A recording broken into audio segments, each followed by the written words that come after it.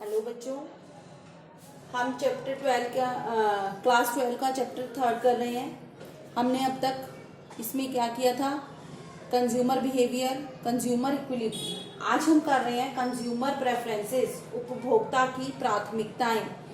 तो उपभोक्ता की प्राथमिकताएं क्या होती हैं कि आपको हमने बजट सेट जो किया था उसमें बताया था कि एक उपभोक्ता की आय निश्चित होती है। जैसे कि हमने लिया था 50 रुपये है और उसको वो दो ही ऑप्शंस होते हैं, दो ही वस्तुएं होती हैं जिन पर वो खर्च कर सकता है।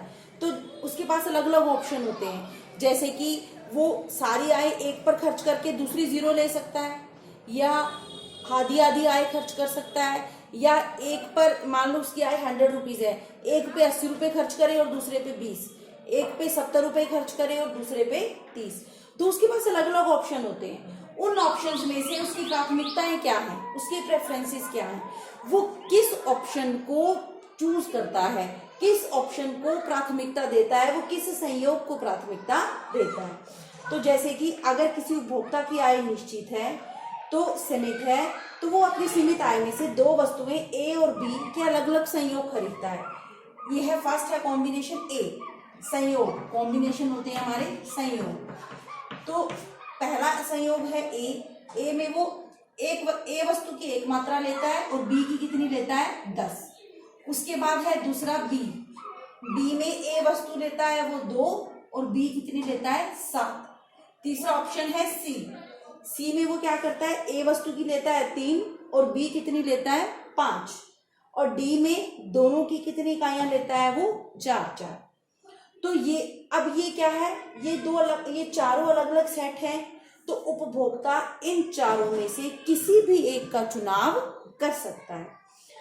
अगर उपभोक्ता इन चारों में से किसी भी एक का चुनाव करे और उन सबको वो समान माने, जैसे कि उपभोक्ता के अनुसार कॉम्बिनेशन ए, बी, सी और डी बराबर है, इनमें कोई भी फर्क नहीं है। जितनी संतुष्टि उसको ए से मिल रही है उतनी ही संतुष्टि बी से मिल रही है, उतनी ही संतुष्टि उसको सी से मिल रही है और उतनी ही संतुष्टि उसको डी से मिल रही है, तो उसको बोलते हैं तटस्थता सेट, इंडिफरेंस सेट।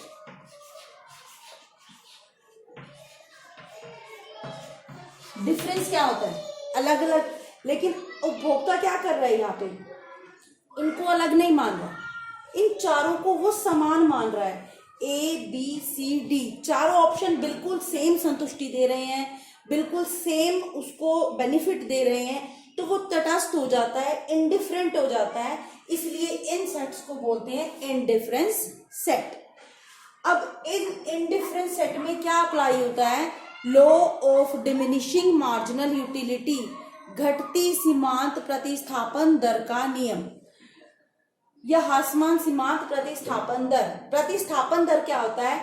एक वस्तु की जगह पर दूसरी वस्तु किस दर से हम प्रतिस्थापित करते हैं, मतलब एक गुड की जगह पे दूसरी गुड हम किस रेट पर सब्स्टिट्यूट करते हैं। फॉर एग्जाम्पल यहाँ पे हमने क्या किया? ए कॉम्बिनेशन में ए का 1 है और बी कितने हैं? 10। कॉम्बिनेशन बी में क्या हुआ? ए का 1 यूनिट बढ़ गया। इस 1 यूनिट को बढ़ाने के लिए हमने कितना छोड़ा? 3।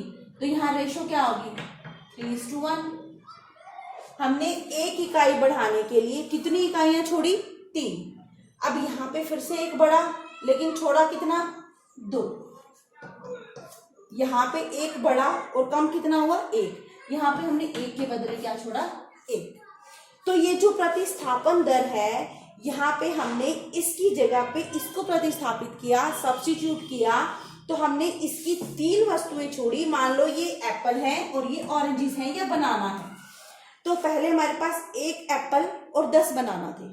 हम एप्पल और बढ़ाना चाहते हैं, तो एक एप्पल लेने के लिए हमने 3 बनाना छोड़ दिए। उसके बाद अगला एप्पल लेने के लिए हमने कितने बनाना छोड़े? सिर्फ केवल 2।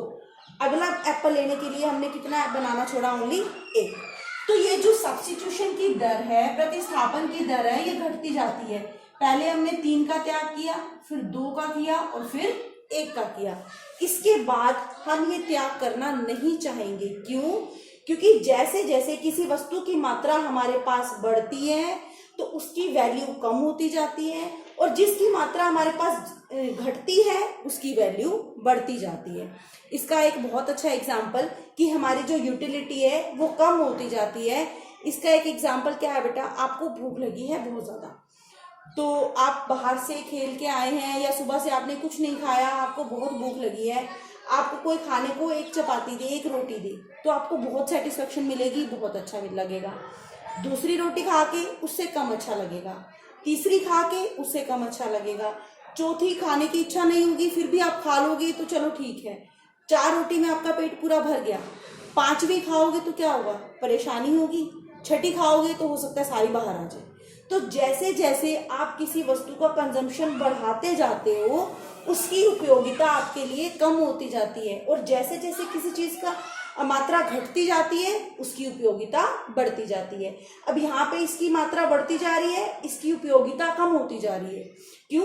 क्योंकि हम एक लेने के लिए अब पहले की तुलना में कम देना चाहते हैं, और इसकी मात्रा घट रही है, इसकी उपयोगिता बढ़ रही है, क्योंकि अब हम इसकी कम मात्रा देने को तैयार हैं। इसको बोलते हैं घटती सीमांत प्रतिस्थापन दर का नियम, या law of diminishing marginal rate of substitution. यहाँ पे जो सब्स्टिट्यूट कर रहे हैं हम डिमिनिशिंग रेट पर कर रहे हैं, घटती दर पर कर रहे हैं। आई होप आपको ये समझ में आया होगा कंज्यूमर प्रेफरेंसेस, कि अगर उपभोक्ता इन सारे कॉम्बिनेशन को बराबर मानता है, सबसे सेम संतुष्टि मिलती है, तो उसको बोलते हैं तटस्थता सेट या फिर इंडिफरेंस सेट। और जब हम इन कॉम्बिनेशंस में सब्स्टिट्यूशन सब्स्टिट्यूट करते हैं तो वो घटती सीमांत प्रतिस्थापन दर पर करते हैं, उसको क्या बोलते हैं, law of diminishing rate of substitution. ये जो सब्स्टिट्यूशन है वो घटती दर पर होता है। क्यों? क्योंकि जैसे जैसे किसी वस्तु की मात्रा बढ़ती है उसकी उपयोगिता घटती जाती है। आई होप आपको एग्जाम्पल और ये सब टर्म्स समझ में आई होंगी। नेक्स्ट वीडियो में हम इंडिफरेंस कर्व स्टार्ट करेंगे। Thank you.